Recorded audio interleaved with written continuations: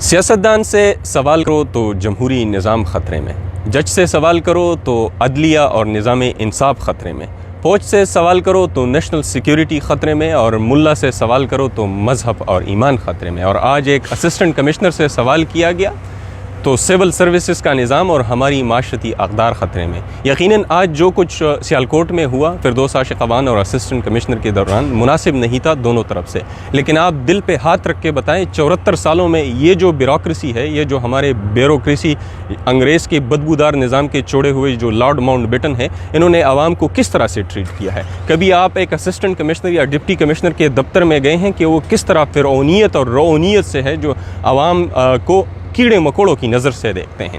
یہ جو لاٹ صاحبان ہیں، جو اسسٹنٹ کمشنر اور ڈپٹی کمشنر اور بیوروکریسی کے ہمارے چہیتے جو پالے ہوئے ہیں اسٹیٹ نے، ان پر غریب قوم کے، مقروض قوم کے $115 ارب کے مقروض قوم کا اربوں روپے خرچ ہوتا ہے۔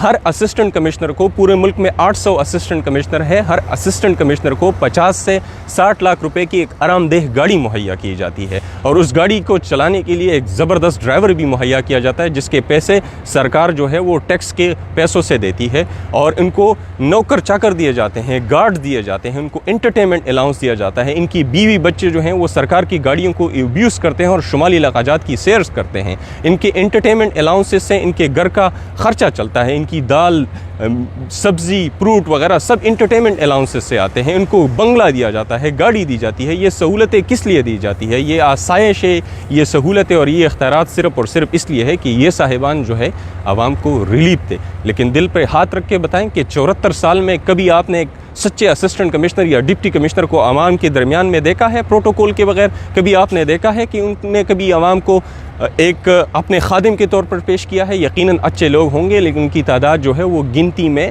چند لوگوں کے برابر ہے۔ بہت ہی کم لوگ ہوں گے جو اپنی ڈیوٹی جو ہے اس کو پوری طرح سے کریں گے اور جو ہے عوام کو اصلی معنوں میں ٹریٹ کریں گے اپنے رول کے مطابق۔ باقی جو بھی افسران صاحبان ہیں وہ عوام کو جوتی کی نوک پہ رکھتے ہیں۔ یقین نہ آئے تو چکر لگا لیں ان کے دفتر کا، ان کی فرعونیت اور رعونیت کا اندازہ آپ کو ہو جائے گا۔ اور کس لیے میں آج اس وقت ایک امیر ترین ملک کے دفتر کے سامنے کھڑا ہوں، یہ سٹی کا آفس ہے، یہاں ان کے جو ایکویولنٹ افسران ہیں یہ آتے ہیں روزانہ، ان کو کوئی گاڑی نہیں دی جاتی، کوئی ڈرائیور نہیں دیا جاتا، یہ خود ڈرائیو کر کے آتے ہیں، ان کو صرف تنخواہ دی جاتی ہے اور یہ عوام کا خادم سمجھتے ہیں۔ آپ کسی بھی افسر سے جا کے کویسچن کر سکتے ہیں، وہ آپ کو جواب دینے کا طلبگار ہے۔ اور یہ جو افسران ہیں، یہ جو ان کے مقامی نمائندے ہوتے ہیں، ان کے سامنے جواب دہ ہوتے ہیں، کیونکہ مقامی نمائندے جو ہوتے ہیں، جو سیاستدان ہوتے ہیں، وہ گالی گاتا ہے، وہ عوام کی ووٹ سے آتا ہے، تو احتساب اس کا ہوتا ہے۔ لیکن یہ جو صاحبان ہیں، جو اسسٹنٹ کمشنر اور ڈپٹی کمشنر صاحبان ہیں، ان کے احتساب کا کوئی نظام نہیں ہے۔ حکومتیں بدلتی رہتی ہے لیکن یہ اپنی کرسی پر براجمان ہوتے ہیں، اور یہی سوچ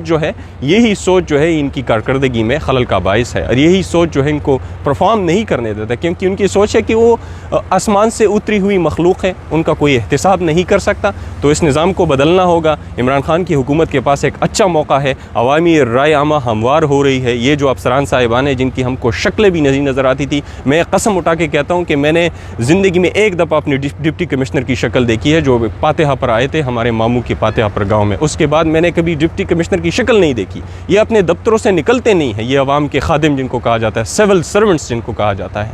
تو اچھا موقع ہے عمران خان کے پاس، ان سے یہ پرتعیش گاڑیاں لی جائیں، ان کو چھوٹی چھوٹی گاڑیاں دی جائیں، ان سے نوکر چاکر لیا جائے، ان کو دوسرے ڈپارٹمنٹ میں جہاں عوام کو ضرورت ہے وہاں بھرتی کیا جائے، ان کو ڈرائیور نہ دیا جائے، یہ خود ڈرائیو کر سکتے ہیں، ان سے جو الاؤنسز ہے وہ بھی لیا جائیں، اور ان کو اصلی معنوں میں عوام کا خادم بنایا جائے۔ یہ اگر اپنی گاڑی میں خود ڈرائیو کریں گے، پرتعیش گاڑی نہیں ہوگی، تو روڈ پہ جو کڈے پڑے ہوں گے ان کا احساس ہوگا ان کو۔ یہ اپنا سودا سلب خود لینے جائیں گے تو ان کو احساس ہوگا کہ کس طرح غریب عوام رول رہی ہے۔ تو میری گزارش ہے کہ زیادہ سے زیادہ یہ ویڈیو شیئر کریں، اور جو صاحبان آرگیو کر رہے ہیں کہ رویہ مناسب نہیں تھا فردوس عاشق اوان کا، مانتا ہوں، لیکن کیا آپ یہ بھی مانتے ہیں کہ سول سروسز کے جو افسران ہیں ان کا رویہ عوام کے ساتھ کیسا ہوتا ہے؟ اپنے دل پہ ہاتھ رکھ کے بتائیں اور انصاف کریں کہ یہ اصلی معنوں میں عوام کی خدمت کر رہے ہیں کہ نہیں۔ شکریہ۔